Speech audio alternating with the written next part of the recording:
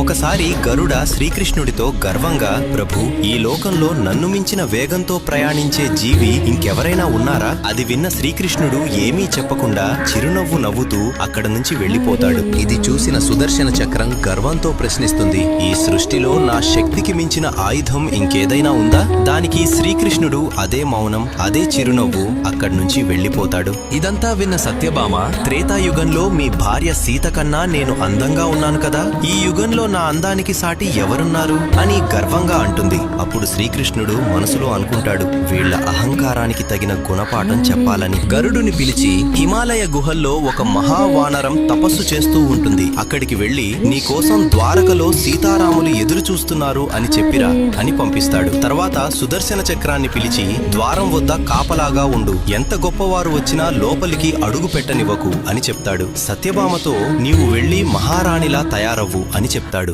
గరుడ హిమాలయాలకు వెళ్లి హనుమంతుడితో శ్రీకృష్ణుడు చెప్పిన మాటలను చాలా గర్వంగా చెప్పడం మొదలు పెడతాడు. ఆ మాటలు పూర్తవక ముందే హనుమంతుడు గరుడ కంటే 1000 రెట్లు వేగంగా దూసుకెళ్తాడు. అది చూసి గరుడ ఆశ్చర్యపోతాడు. హనుమంతుడు ద్వారక చేరుకుని రామునిలా ఉన్న శ్రీకృష్ణుడి ఎదుట వాలిపోతాడు. అప్పుడు శ్రీకృష్ణుడు అడుగుతాడు, ద్వారం వద్ద నిన్ను ఎవరు ఆపలేదా హనుమా? హనుమంతుడు చిరునవ్వుతో, స్వామి, ఒక చక్రం ఆపాలని చూసింది, కాని దానితో యుద్ధం చేస్తే మీ దర్శనం ఆలస్యమవుతుందనిపించింది, అందుకే దాన్ని అమాంతం మింగేశాను అని సమాధానం చెప్తాడు. హనుమంతుడు సత్యభామ వైపు చూస్తూ, స్వామి, ఈ చెలికత్తె ఎవరు? నా సీతమ్మ తల్లి ఎక్కడ ఉంది అని అడుగుతాడు. ఇలా శ్రీకృష్ణుడు, గరుడ, సుదర్శన చక్రం, సత్యభామ గర్వములను ఒక్క హనుమంతుడితో సమాధానం చెప్తాడు. జై శ్రీకృష్ణ అని కామెంట్ చేయండి, జై బజరంగబలి అని రాయండి.